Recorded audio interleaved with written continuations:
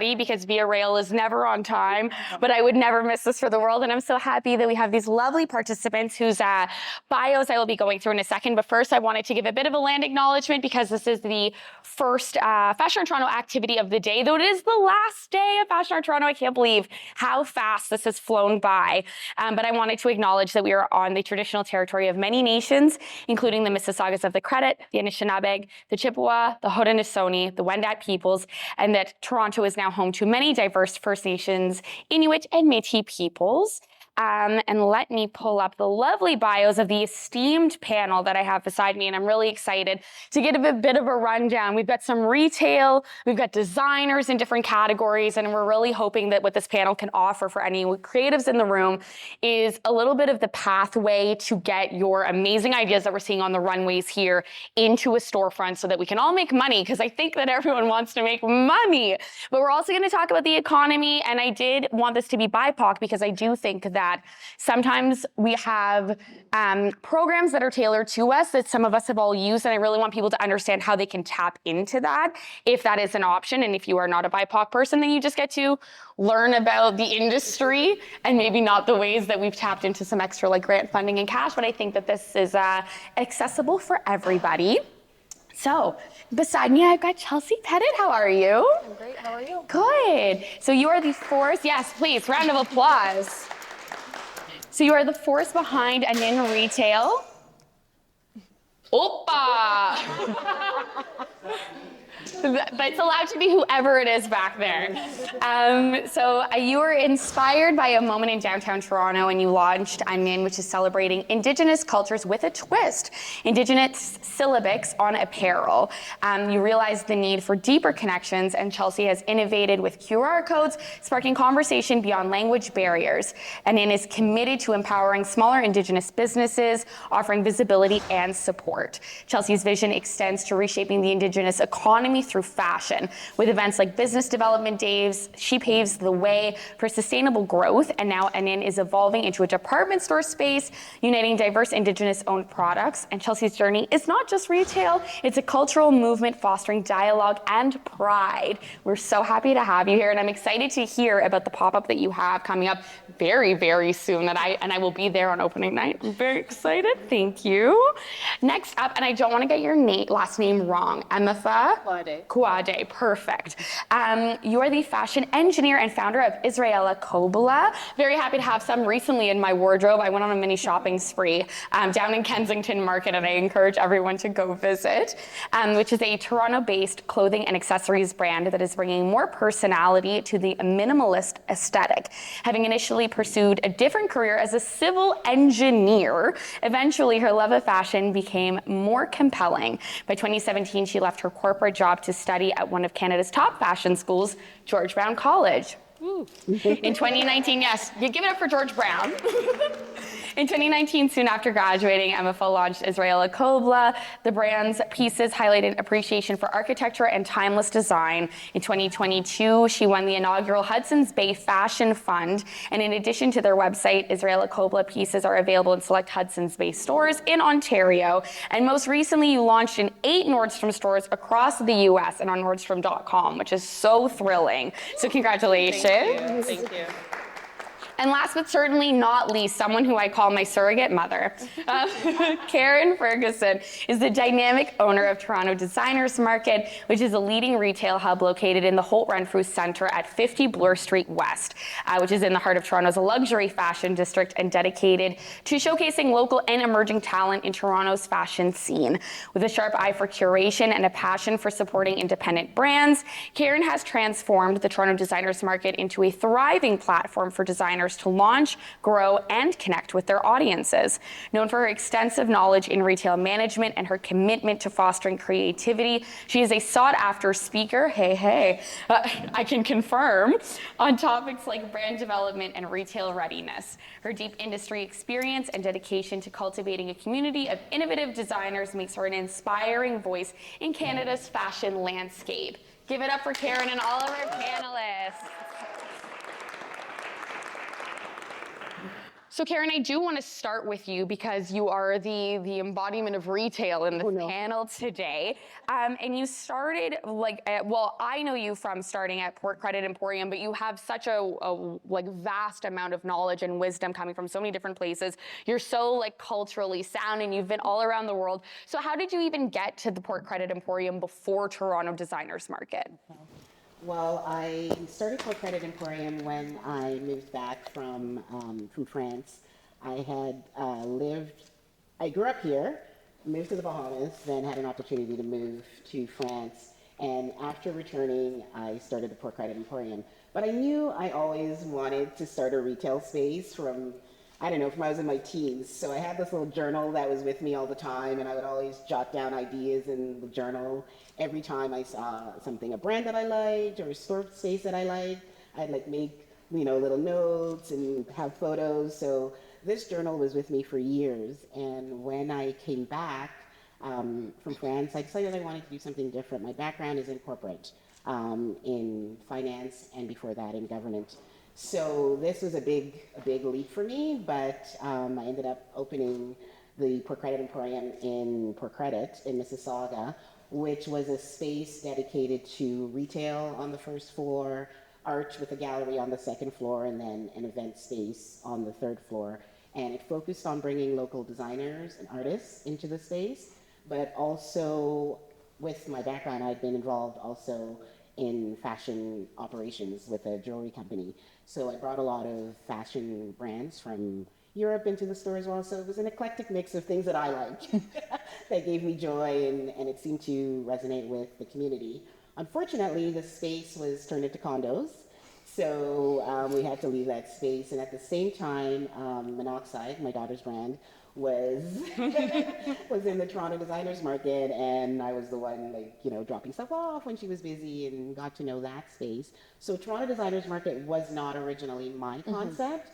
It was developed by Joshua, and Joshua at a gallery space in Toronto, and he saw that there was all these artists and designers that really didn't have a space to sell their products other than pop-ups and fleas, and he was also part owner of the Parkdale Flea. So he decided to start Toronto Designers Market. I was there all the time. They asked me to start helping the designers with visual merchandising, how they can better showcase their products, yada, yada, yada. Then fast forward, I began to do operations for them and outreach. And then fast forward, I bought the business just before COVID. Not the best time, guys. Womp womp. But interesting developments, and I was able to continue to grow the business and change how it was done, because prior to my takeover, it was more shop spaces. That's why they brought me on, because designers are at different levels when they come into the space. They could be emerging, mid-career, established, so there's not a lot of consistency. So we decided when I took over that we would make it a curated retail space so everybody could be presented, at the same level. So Amazing. that's how we got here. And I will, I guess, in a way, jump ahead, because I've had the pleasure of interviewing you specifically around the idea of being a Black-owned business, people expecting you to maybe offer only Black options, and then you making sure that when you walk in, I don't know if there is a way for a business to scream Black, but it certainly doesn't. You walk in and it is genuinely for everyone. So do you want to talk a little bit about your mindset around Toronto Designers Market? It's for Toronto, right? Actually, it's for Canadian brands as a whole. But I've never approached retail with the view that it's Black retail, BIPOC retail, whatever the terms are accurate. I've always approached retail that if you come into a space, you should love that space. You should feel comfortable in that space. And that's how I've approached Toronto Designers Market. So I do feature a lot of BIPOC designers, but I don't think there's a way for things to scream BIPOC, you know what I mean? I think it should scream good design. It should scream good product. And if customers ask, and they do ask, is this a Black-owned business? Are there Black-owned brands that I can shop, or BIPOC brands? Then we definitely showcase that, but we showcase the store as a whole, and we want you to feel like it's a space where you find what you love. Amazing, thank you. Emefa, I'll go to you next. So talk us a little bit about the inception of Israella Kobla and pivoting from like civil engineer to fashion engineer, if I dare say. Yeah, absolutely. So I went to school for engineering. I wanted to go on and do architecture afterwards. And partway through, I was, engineering is intense. And I was like, yeah, I think I'm just going to tap out at engineering and not go on and do architecture. And halfway through my degree, my brother passed away. And I took time off from school. And that's when I went and started learning how to sew. And I kind of was just doing it as a hobby. It was something in the background. And then I moved to Calgary. I was in Ottawa at the time. I moved to Calgary, got a job. I was working for about 3 years. And then I just found myself kind of counting down to the weekend, just counting down. I was like, this is not how I choose to live my life. It was very off-brand, let's say. And so I figured, I'm relatively young. I have minimal responsibility. Let me see what can come of this kind of side thing. So I quit my job because I'm a very all or nothing person. I'm not going to do part-time school, part-time this. And I think the reason for that was to make sure that if it didn't work out, there was nothing else I could have done. I couldn't look back and be like, oh, if I did it full-time, oh, if I, wasn't in Toronto, whatever it was. I just wanted to know that the path I'd committed to was, I could give it my all. So I moved to Toronto. This was 2017. I went to George Brown. And, the intention was to work 3-4 years for somebody, learn on their dime, as everyone always says. And a series of fortunate events happened, and I was able to do a business accelerator. And that really was, I say it changed my life, no over-exaggeration, because it really took me from being a creative and seeing myself as just a designer to being a business person in the fashion industry. And so then after the accelerator, I launched at Vancouver Fashion Week. And several accelerators later, I think it's kind of this underground world, but once you're in, there's so many connections to other things. I did another one called Business in the Streets. I joined the Fashion Zone, which is affiliated with TMU. And I got so many kind of great mentors, great advisors, great experiences within the industry. And that's kind of been the journey so far. It's such an amazing journey. Like I've loved seeing all three of you grow and prosper and change, but I think that's so wonderful. And Chelsea, similar question. Tell us about founding aaniin and how that started. And I guess I'll sort of tease the next question, but you've also tried so many different business structures. So I would love to hear about finding that footing within retail and the things you've tried, a little bit of what's worked and what hasn't. Yeah, so I feel like I've had a pretty similar journey to Karen, with basically having different layers of emerging, like upcoming and then more established designers being inside of my storefront. So I started off with my own clothing brand, aaniin. It took off pretty quickly, and after my first 15K month, I decided to quit my job and just dive into the business full time. So that's when I decided to do a 4-week pop-up at Stacked Market in June 2022. I brought in 10 other Indigenous brands and businesses. They were just some of my friends, some people that I've connected with on the internet, and I just brought them all in. They were all Indigenous owned, and we sold out in 3 weeks. So we did $18,000, and I basically knew I was onto something. So, but the only reason why I quit my job was I didn't like my job. I was a digital marketing sales consultant. It was like 40 grand a year. Like I had made more money, but with COVID, I had to give up my higher paying job. And then when I was like moving to Toronto. So I knew that if all failed, I could have just gotten another job. So it really wasn't like a huge risk for me. And that's really why I decided to dive in. Because obviously that can be super risky, especially if, you have to support yourself as a single household. Luckily I do have a partner, and he didn't sign up for all this, but I just forced it on him. So basically I knew that if I just dove in, I had a backup plan, which is very important. And then I ended up signing a lease until the end of the year. So it was August until December. So I was there for another few months. And, we just kept selling like 25, 30 grand months. At Christmas that year, I did about 50 grand. So I speak with numbers because it has been a nightmare asking people in Toronto how much money they're making. People don't tell you. No, and I think that that's super important. Like, I think that transparency, like I always say, Yeah. I don't gatekeep my girl boss. Like, Yeah. tell us, what are the numbers? What are Yeah. what are you making? What should people expect? Because that's the only way we're all going to grow together. So please, Exactly. continue to spill the number tea. Yes. Yeah, like it was really frustrating because at Stacked Market, you're with like, you know, dozens of other small businesses too. And it didn't matter who the business was. Nobody was telling me how much money was like a normal amount of money to support the rent that was at Stacked as well. So yeah, I was paying about $6,500 a month and then making about 20 grand, 30 grand if it was really good online. And then I basically would give half of those profits away to the other vendors because I was bringing in so many other businesses to the space. So, you know, that's $10,000 a month in profit and I need to make money myself. And, you know, it was okay because I was making it work and I was breaking even. But yeah, fast forward like a year later, I basically was at Stacked Market for about a year and a half, 2 years almost. And I just realized I didn't want to keep like breaking even. I didn't want to keep making it by. I just wanted to actually become profitable. So I decided to leave and I went to a pop-up. I put all of the rest of my money in to a pop-up at Square One Mall last Christmas. I was there for about 4.5 weeks and I did $85,000 in sales. But yeah, I was the only staff.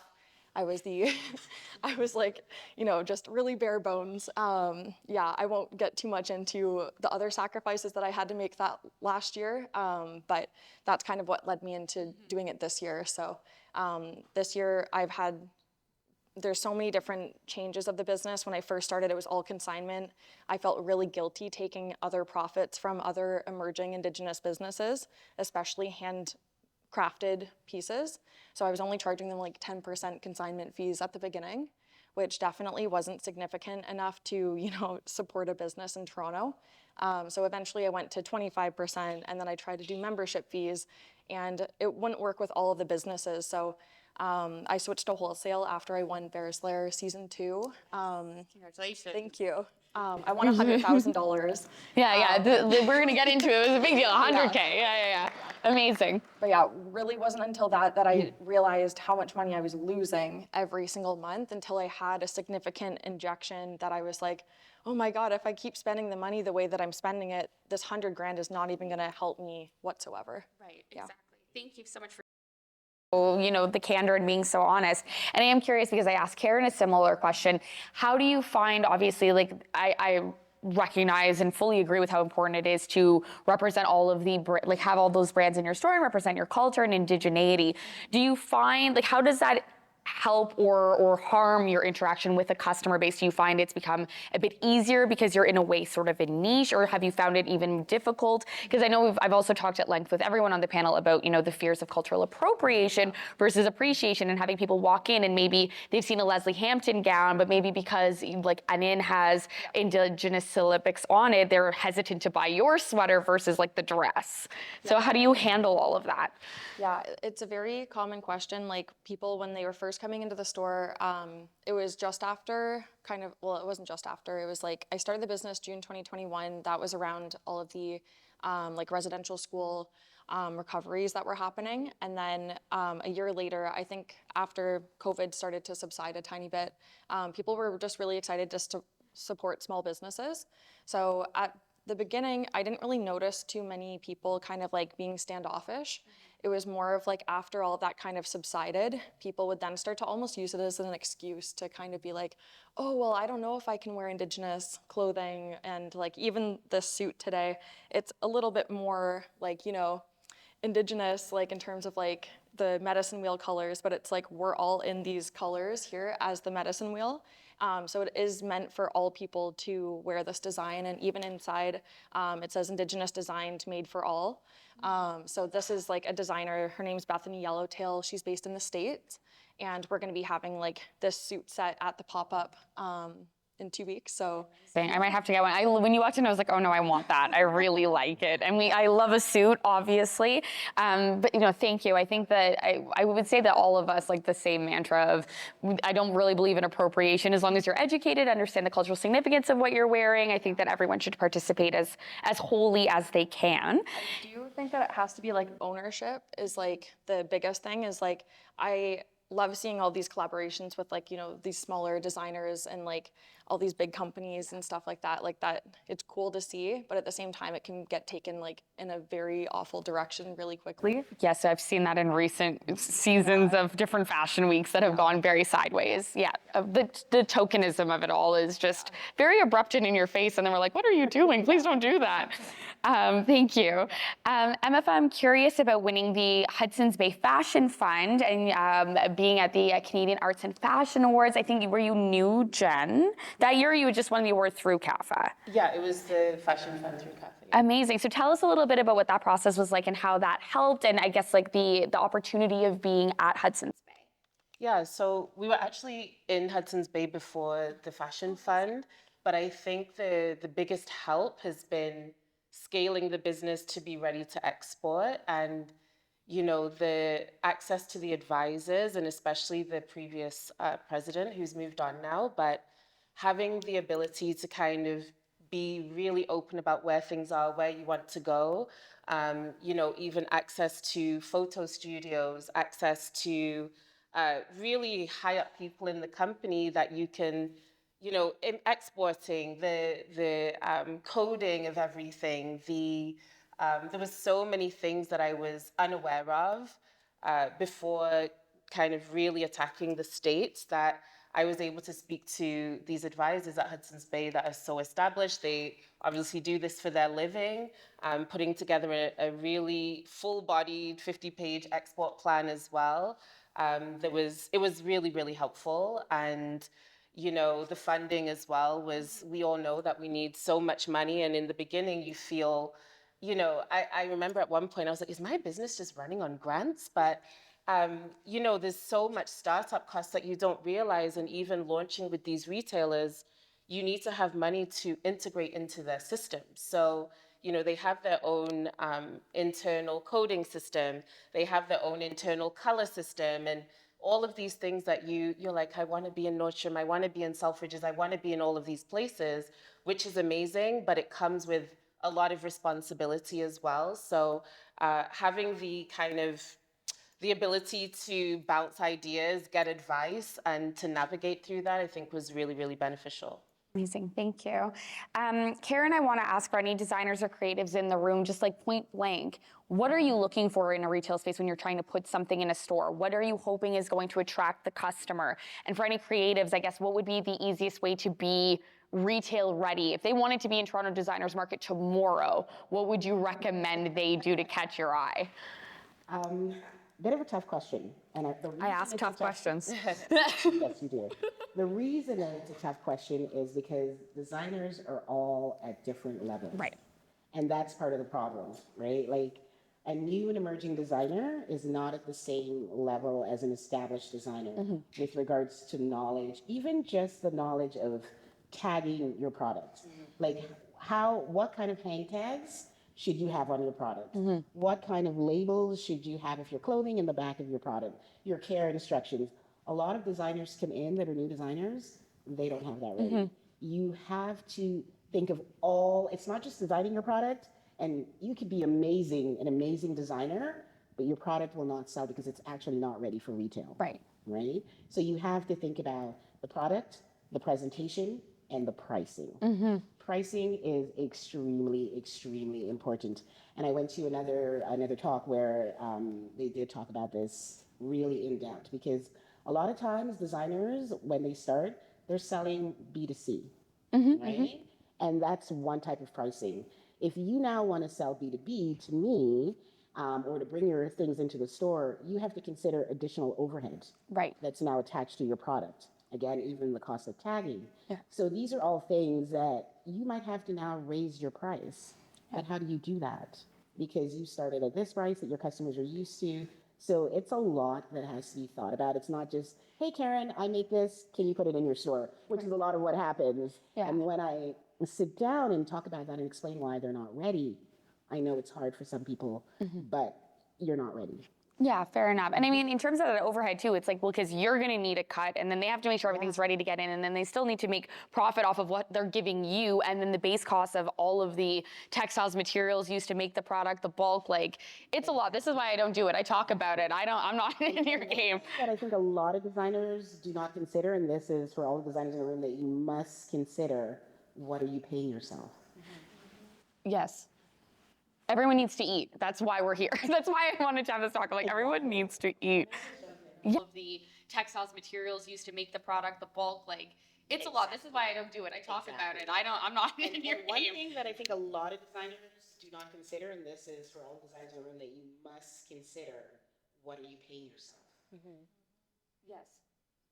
Everyone needs to eat. That's why we're here. That's why I wanted to have this talk. Like, everyone needs to eat. Can I just jump in on that Yes, as well? please. And I think even as you're saying, down to your packaging as well, like you want to have a thank you card, you want to have tissue paper. When you're just doing a few orders, oh, it's just $1.50 here, there, and you know, it's kind of negligible in the grand scheme of things. But then if you're fulfilling hundreds or thousand-piece orders, that all adds up. So I think it's really important to lay, if you have a template, lay all of your pricing down. And as you're saying, maybe in the beginning too, you're sewing things. So the cost of construction, you're like, oh, well, I am paying myself. But eventually when you have to pay somebody else, but also pay yourself, I think there's a lot of pricing to consider. And it's a lot in the beginning, you know, but this is when you're now shipping more fabric, for example, if you make things in Toronto, if you're shipping between your cutter to you, to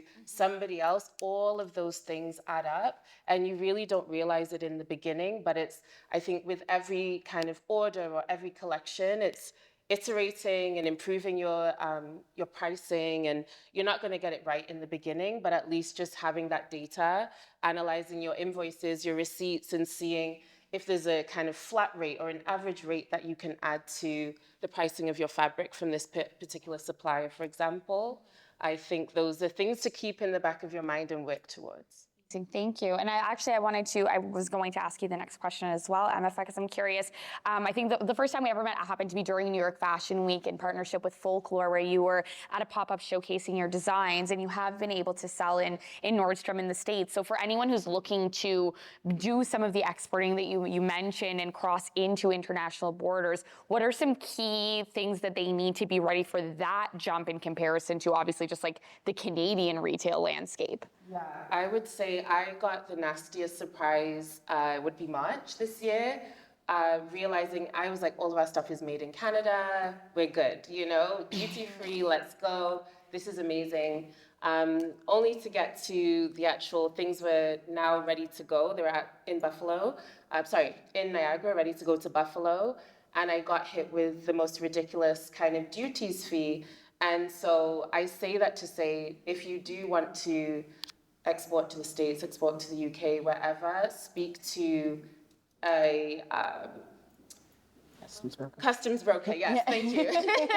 I would advise to speak to a customs broker. Even in the beginning, a lot of them will at least have a phone call with you. Maybe they won't charge for that, but understand your exact item. So down to the content that's in that, say these pants. Right. The Like the finishing textile and everything, yeah, okay. All of those things, they can change the tariff code and therefore the duties that you're going to be applying, where your fabric is from. So my issue was my fabric wasn't sourced in Canada. So that's why all of these things, I would speak to an import broker, that's their job, they know these things.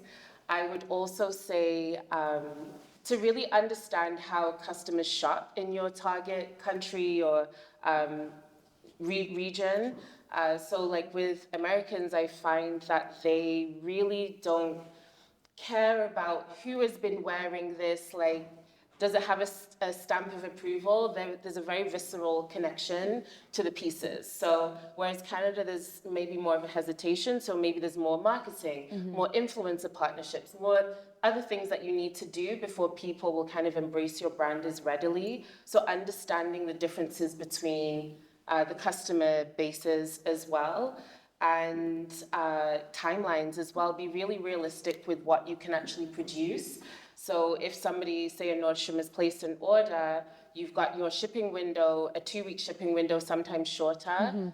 make sure that you can actually deliver. And if you can't, really get in the habit of communicating, even if it's not the the most positive or the best news. I think whilst you're in the earlier stages, once you get the habit of being really realistic and communicating to the people that you work with, that will translate and not be so daunting. So say it's coming up close to your deadline for delivery, you communicate that with them, and they have the time to rearrange and kind of reorder their schedule as well.